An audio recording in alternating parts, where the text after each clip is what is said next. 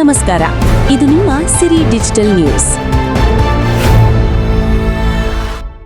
ಅಲ್ಲ ಕಣ, ನೀವು ಅಲ್ಲಿ ಹೇಳ್ಬೇಕಾರೆ ಇವರು ನೀವು ಇಲ್ಲ ಸರ್ ಇದು 20 ಕಿಲೋಮೀಟರ್ ನಾವು ಹೇಳ್ಬೇಡ ಕಣ ನೀನು.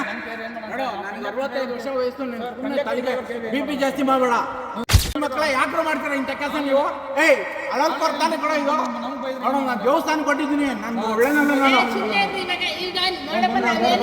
ಅಳೋರ್ ಕೆಲಸ ಟಿಕೆಟ್ ಟಿಕೆಟ್ ಮಾಡ್ಕೊಡ. ಯಾಕೆ ಇಲ್ಲಿ ನಿಲ್ಲಿಸ್ಬೇಕು? ಅವ್ರು ಎಲ್ಲಿ ಹೋಗ್ಬೇಕು? ನೀವು ಧರ್ಮಸ್ಥಳ ಬೈಪಾಸ್ ಅಂತ ಯಾಕೆ ಹಾಕ್ತೀರಾ? ಅದ್ರಲ್ಲಿ ಅದೇನು ಸಿಟಿ ರೀ? ಅದು ಸಿಟಿಯಾ? ಇಲ್ಲಿ ಹತ್ತಿ ಬಿಟ್ರೆ ದೇವಸ್ಥಾನ ಇಳಿಸ್ತಾರೆ ಅಂತ ಅಂದ್ರು, ಅದಕ್ಕೆ ನಾವು ಹೊತ್ತಿದ್ವಿ. ನೀವು ಹೇಳ್ಬೇಕಾದ್ರೆ ಕಲ್ಲೇ ಗೀತ ಹೊತ್ತಿದ್ವಲ್ಲ ನಾವು. ಆ ಕಾಡಲ್ಲಿ ಇಂಥ ಏಜ್ ಆದ್ರೆ ನಿಲ್ಸಿ ಹೋಗ್ತಿರಲಿಲ್ಲ ನೀವು?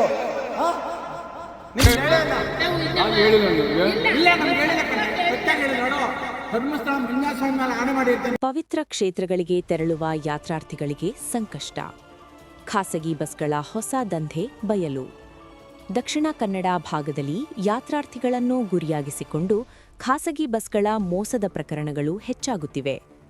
ಈ ದಂಧೆಯನ್ನು ಬಯಲುಗೆಳೆಯಲು ಸಿರಿ ಡಿಜಿಟಲ್ ನ್ಯೂಸ್ ತಂಡ ಇಂದು ರಾಷ್ಟ್ರೀಯ ಹೆದ್ದಾರಿ 75ರಲ್ಲಿ ಕಾರ್ಯಾಚರಣೆಗೆ ಇಳಿದಿತ್ತು.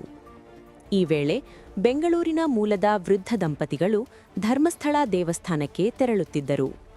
ಆದರೆ ಅವರು ಪ್ರಯಾಣಿಸುತ್ತಿದ್ದ ಬಸ್ ಬೆಂಗಳೂರಿನಿಂದ ಮಂಗಳೂರು ಕಡೆಗೆ ಸಾಗುತ್ತಿದ್ದ ಖಾಸಗಿ ಬಸ್ ಆಗಿದ್ದು, ಯಾತ್ರಾರ್ಥಿಗಳಿಂದ ಹೆಚ್ಚಿನ ದರ ಪಡೆದು ಪೂರ್ಣ ಗಮ್ಯಸ್ಥಾನಕ್ಕೆ ಕರೆದೊಯ್ಯದೆ ಮಧ್ಯದಲ್ಲೇ ಇಳಿಸುವ ದಂಧೆ ನಡೆಯುತ್ತಿರುವುದು ಸ್ಪಷ್ಟವಾಗಿದೆ.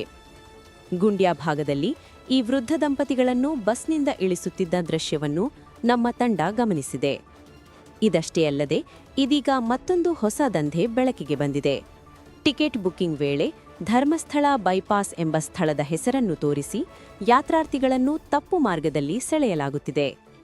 ಈ ಬೈಪಾಸ್ ಪ್ರದೇಶವು ನಿರ್ಜನವಾಗಿದ್ದು, ಅಲ್ಲಿ ಇಳಿಸಲ್ಪಡುವ ಯಾತ್ರಾರ್ಥಿಗಳು ಭಾರೀ ಸಂಕಷ್ಟಕ್ಕೆ ಸಿಲುಕುವ ಪರಿಸ್ಥಿತಿ ನಿರ್ಮಾಣವಾಗಿದೆ.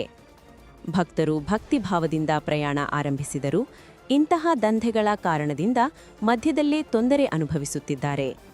ಮಕ್ಕಳು, ಹಿರಿಯರು ಸೇರಿದಂತೆ ಅನೇಕರು ರಸ್ತೆಯಲ್ಲೇ ಸಂಕಷ್ಟಕ್ಕೆ ಸಿಲುಕುತ್ತಿರುವುದು ಆತಂಕಕಾರಿ ಸಂಗತಿ. ಸ್ಥಳೀಯರು ಹಾಗೂ ಯಾತ್ರಾರ್ಥಿಗಳು ಈ ಘಟನೆಗೆ ತೀವ್ರ ಆಕ್ರೋಶ ವ್ಯಕ್ತಪಡಿಸಿದ್ದಾರೆ. ಸಂಬಂಧಪಟ್ಟ ಅಧಿಕಾರಿಗಳು ತಕ್ಷಣ ಕ್ರಮ ಕೈಗೊಳ್ಳಬೇಕು ಎಂಬ ಆಗ್ರಹ ಕೇಳಿಬರುತ್ತಿದೆ. ಪವಿತ್ರ ಕ್ಷೇತ್ರಗಳಿಗೆ ತೆರಳುವ ಭಕ್ತರ ನಂಬಿಕೆಯನ್ನು ದುರುಪಯೋಗಪಡಿಸಿಕೊಳ್ಳುವ ಈ ದಂಧೆಗೆ ತಕ್ಷಣ ಅಂತ್ಯ ಕಾಣಬೇಕಾಗಿದೆ.